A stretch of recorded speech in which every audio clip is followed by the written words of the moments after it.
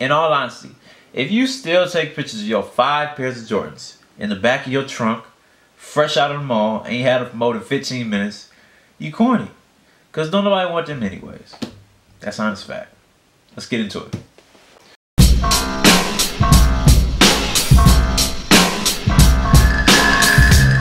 You know, a thing that's been weighing real heavy on my conscience lately is that there are still people out there that feel that they can make an honest living off of reselling Jordans.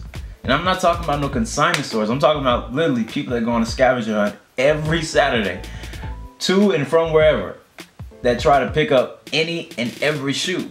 And Nike has implemented some techniques to the point that it's really gonna be a nightmare come 2016 for people to resell Jordans in a profitable way. Now, starting off, Nike plans on ending all release dates. You know, shoes are just gonna come. There's not gonna be no more scheduled releases. And to people who think that's not an issue, it's a huge issue. Because then there's not gonna be no built up hype for anything almost. Or everything's just gonna be speculation, and there's never gonna be a huge hype and therefore increase in resale value for any pair of shoes that come out. So for a reseller that plans on wanting to sell a shoe for some amount of dollars, and it's no secret that Jordan Brand has flooded the market with all their recent retros. If you haven't checked, they sold over 1 million this past Saturday for the 7210s. That is more than enough for you, your mother, your grandmother, your brother, your godson, your cousin, your uncle, your nephew, and your best friend to all take a picture under the Christmas tree on foot. And it even caught me by surprise when I came to find out that there's still CP13s still sitting on shelves. I even saw somebody on Facebook post that they were in Nike outlets.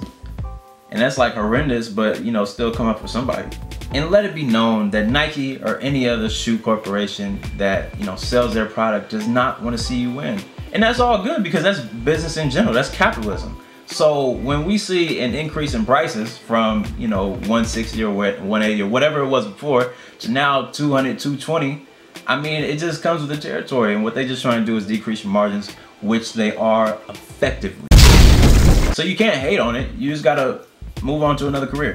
And probably the biggest heavy hitter out of this whole situation is that there's still restocks. And as a buyer, please understand that I'd be more than willing to go get my pair from an official Finish Line or Foot Action establishment rather than meet you at Chevron gas station off the 25th and wherever.